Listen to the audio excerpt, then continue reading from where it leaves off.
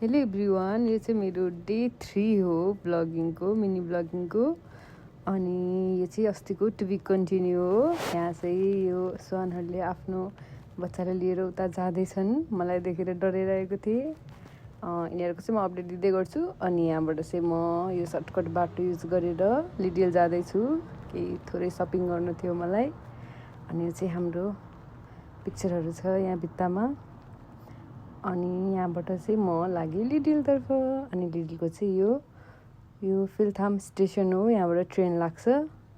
अनि लिडिलको नजिकै पुग्दै थिएँ म। अनि म चाहिँ लिडिल आइपुगेँ 10 मिनट हिँडेपछि। र यो चाहिँ बिहान बिहान भएर मान्छेहरू त्यस्तो भिड थिएन।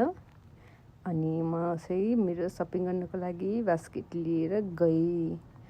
अनि यहाँ चाहिँ केही कुराहरू अफरमा लागिरहेको थियो, त्यो चाहिँ मैले थोरै हेरेँ। अनि यो पनि 50% अफमा थियो, तर मैले लिइनँ किनकि खासै राम्रो थिएन।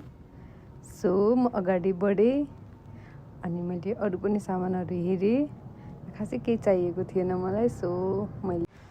अनि यहाँ पुगेर मैले मिल्क किनेँ एउटा हाम्रो लागि।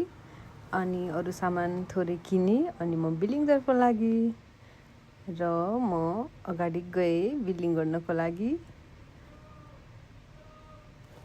आज चाहिँ खाली खाली थियो, मान्छेहरू धेरै नभएकोले। सो मैले मेरो सामानहरू बिलिङ गरेँ। र आजलाई यति नै। Thank you.